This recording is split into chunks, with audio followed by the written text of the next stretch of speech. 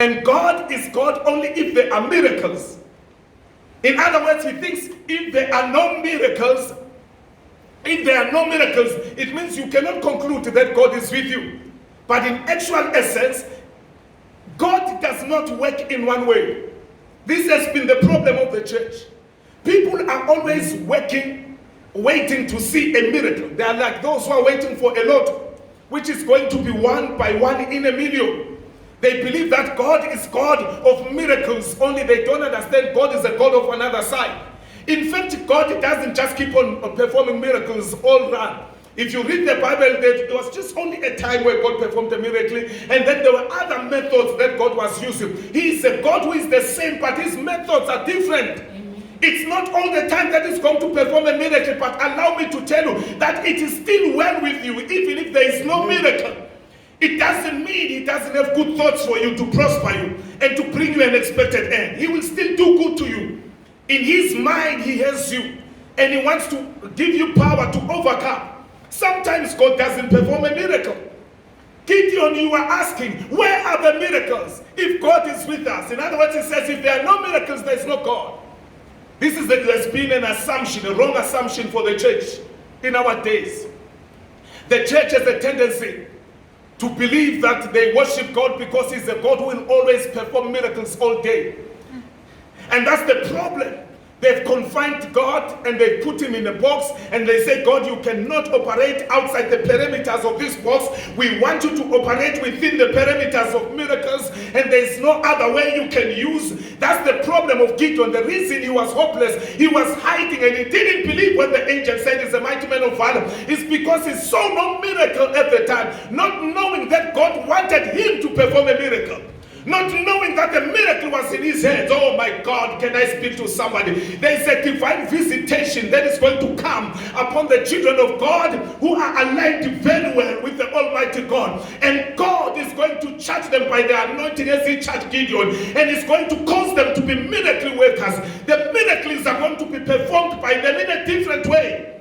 It's not always going to rain manna from heaven. God has other ways of operating. He's the same, but the methods are changing. Glory to Jesus. If you look to Gideon, he tells Gideon, he says, you are the one who carries the deliverance of Israel. And Gideon must be looking around and saying, are you kidding me? How can I deliver the people when I'm so scared in this fashion? I'm so afraid. And God says, you are the one.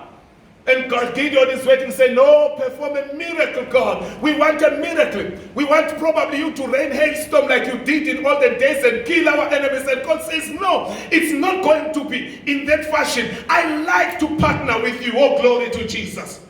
Did you know that you're a partner of God and God wants to partner with you? Sometimes he doesn't just perform a miracle, but he just wants you to operate in wisdom. Oh, I like wisdom, for the Bible says wisdom is the principal thing. When God gives you an instruction as to what you need to do, sometimes God will just give you wisdom. Let me tell you, there's wisdom to navigate our way around this situation and come to a wealthy place and come to the place that God has appointed for us. We can navigate our way around the COVID-19. There's wisdom. Actually, this is what God told me.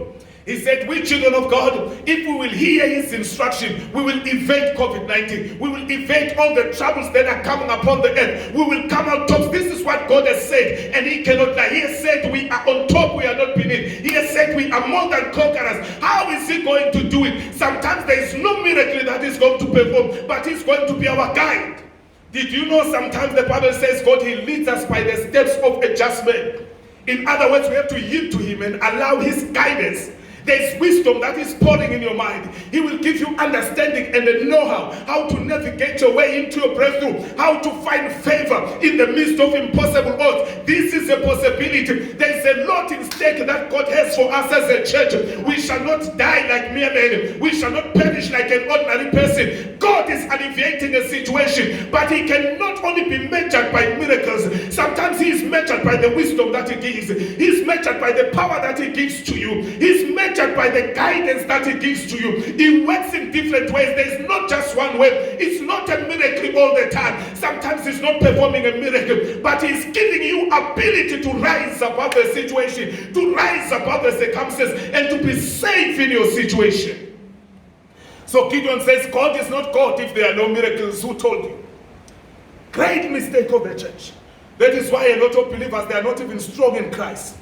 They are teetering from this place to the other. They are being swayed like the wave of the sea, moving to and fro, because all they are looking for is a miracle. Where can I find a powerful man of God to perform a miracle on my behalf? Where can I go to a particular place where I hear that miracles are taking place? They will get lost, because even in witch doctors you can get a miracle. A fake miracle, glory to Jesus. Amen. A dirty miracle, glory to the Lamb of God. God is not just measured by miracle. He is diverse, praise the Lord. So Gideon, you are wrong in your theology. It's a wrong theology that puts only emphasis on that God is a God of miracles. He must be performing miracles. Yes, he performs miracles, but sometimes, and most of the time, if you read the Bible, he wasn't performing miracles, but he was partnering with people. He made people to understand that they are partakers of his divine nature. They can also function, they can also exercise authority, they can also do things on their own. It's time the church comes out of the shed and take their responsibility. The angel says to Gideon, Gideon, take responsibility. Stop hiding. Can I tell you, brothers and sisters, it's not time for hiding. Church is not time for hiding, praise the Lord. The church must come out of the shed. The church must come out and make their voices known. Sometimes God wants you to talk for your rights. Speak for your rights. Use the mouth that he has been given you. Sometimes God wants you to work with your hands. He has said he will bless the work of your hands, and the devil says, go into hiding. When God says, come out and work with your hands, glory to Jesus. Sometimes God wants you to think deep and meditate, and out of your mind comes wisdom and understanding as to how you are supposed to order things around you. You need to understand this is God, praise the Lord. That's why I'm total against this hiding of the church. The church has been put into hiding for too long. Glory to Jesus. The church must be unleashed. The church must come out, must confront. The church must chase away fear and torment upon their lives. Because the Bible says fear is torment. Glory to Jesus. We must face our fears, wisely face our fears, and be ready to be used of God and take responsibility. I'm talking to somebody at home. You are crying. Where is the solution going to come? Let me tell you, the solution is with you. Don't look down upon yourself. God in these last days is going to use even people that have never been imagined. People that were thought to be nobody. People that were thought to be of no substance upon the earth. But as long as you understand that God is with you, God is on the verge of using you to deliver the nation of Eswatini, to deliver Africa, to deliver the world. There is an answer that lies within you. Every day when you wake up, there is something that is expected out of you. I judge you by the anointing. The Almighty God is saying unto you, arise, mighty men of valor. The answer is with you. Glory to Jesus. It is you that will promote the economy of your nation. It is you that shall bring peace into your community. It is you that shall give wisdom in these perilous times. Oh, hallelujah. God is not silent. Stop asking God if you are with us. He doesn't want that language. Glory to Jesus. God is already with you. And then Gideon continues to say, God, you have forsaken us. Look at that lie. He says, God has said, I'll never leave you, I'll never forsake you. Who is the preacher that has been preaching to you, Gideon? Sometimes the problem is the preacher that has been preaching to you. It's the people that have been surrounding you. It's the messages that you've been listening to over the radio, over the television media. And that's why you have so much fear and torment, and you have lost your identity. You don't know who you are, and you don't believe that what God says is what he says. When God says you are a mighty man of valor, you are a mighty man of valor. You are a woman of valor. Get up, woman of valor. It's your time to arise and shine for God and show the glory of the Lord upon the earth and bring the solution. When the entire world is fearful, it is your time to arise and be strong and courageous and speak like Moses and say the Egyptians we see. This is the message people want to hear. We shall see them no more. You are the mighty man of valor to lead in the arm of God. As I speak over this message, I believe by the anointing invested in me from the Almighty God, I'm charging giants who are rising in this latter day. A posterity, people that have never known, they are coming out, they are realizing who they are, and they are believing that God can do wonders through them, like Gideon of old. Now the angel has a big job. Glory to God, and God has a great job to try and educate Gideon. and remove in his mind those things that he has believed for too long a time, which are wrong, and which is began to say. And the questions that he had, in fact, the question was misdirected. I'm going to show you in a moment, there are questions you must never ask God. If you ask God in the fashion that you are asking amiss. In fact, you might provoke the wrath of God. Because God looks at doubt with madness. He doesn't like people who come with an praise the Lord.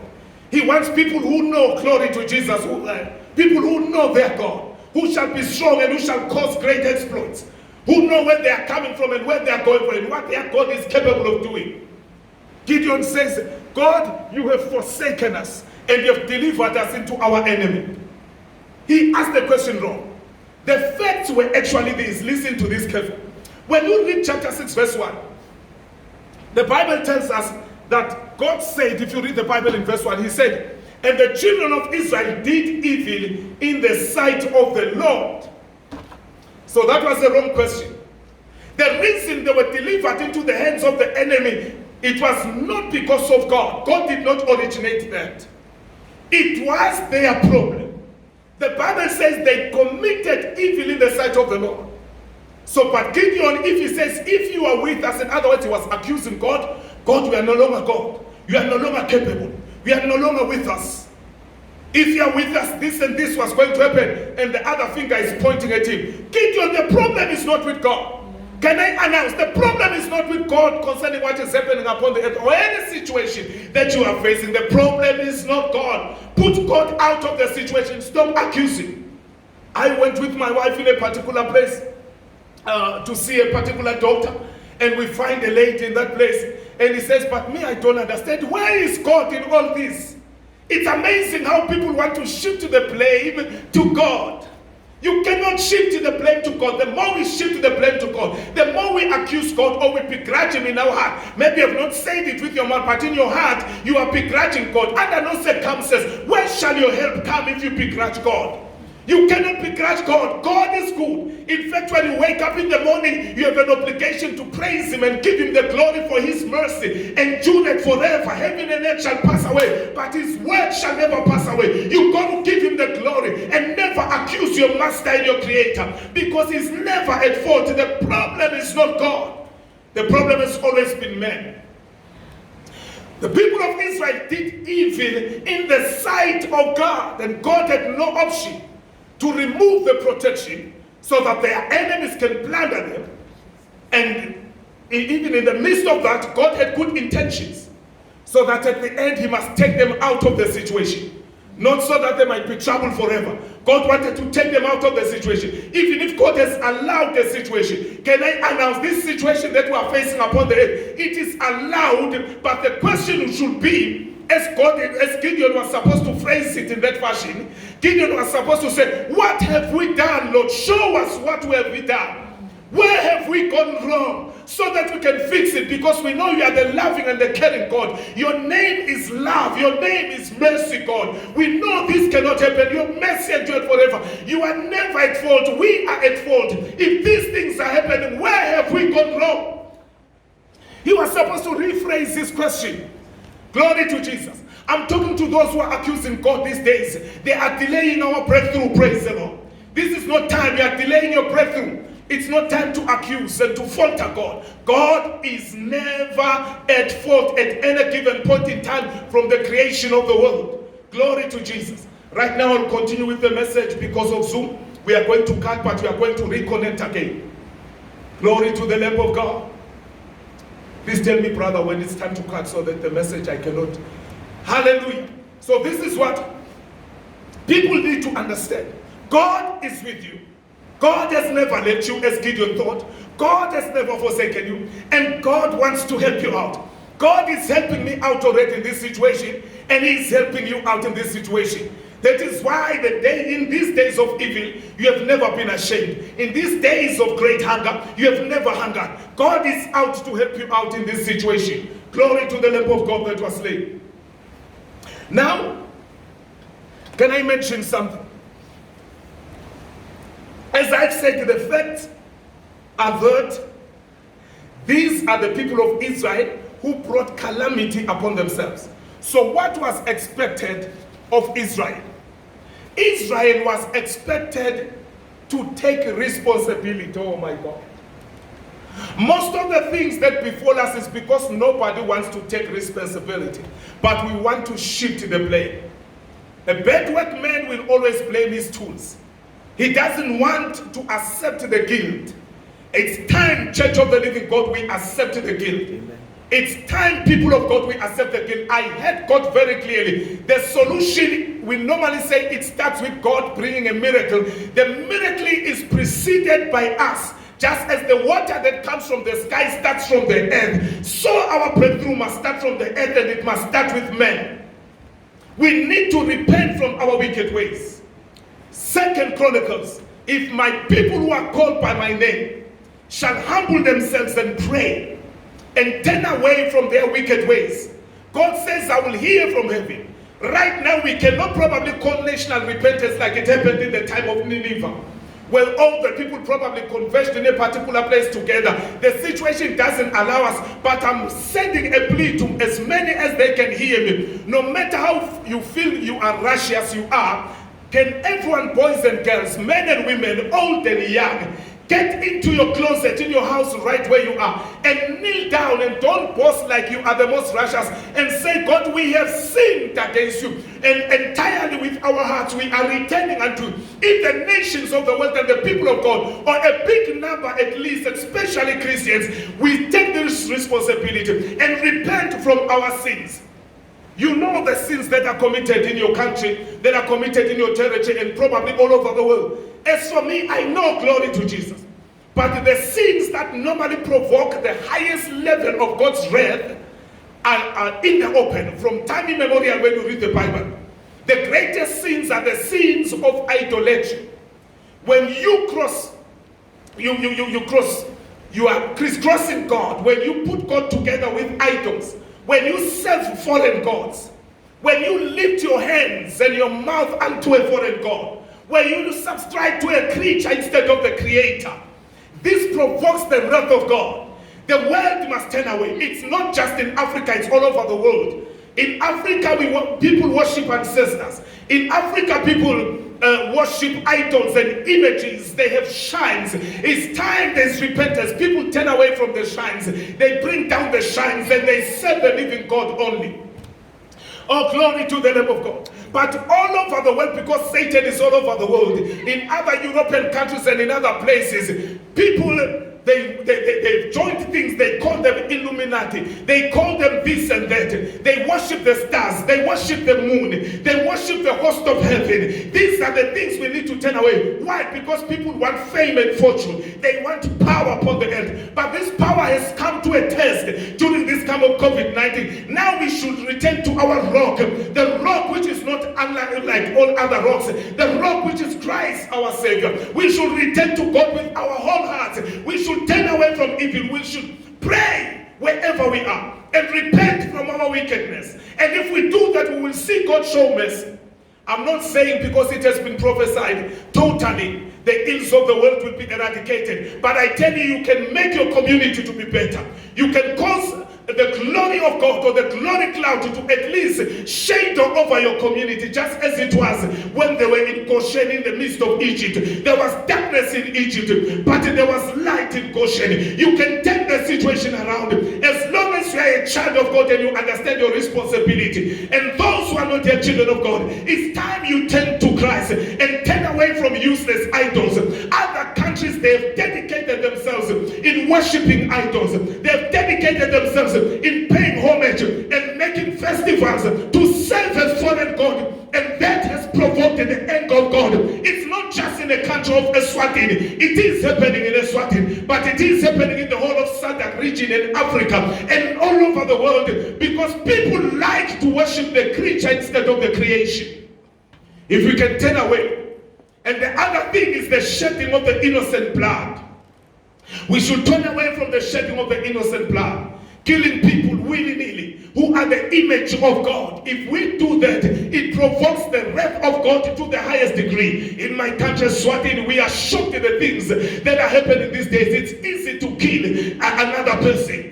We've seen even in rural communities, people going to places, they burn the house of some other person because they believe it's a witch or for his whatsoever. They are saying, using the law of Moses now, eye for an eye. This is very dangerous for our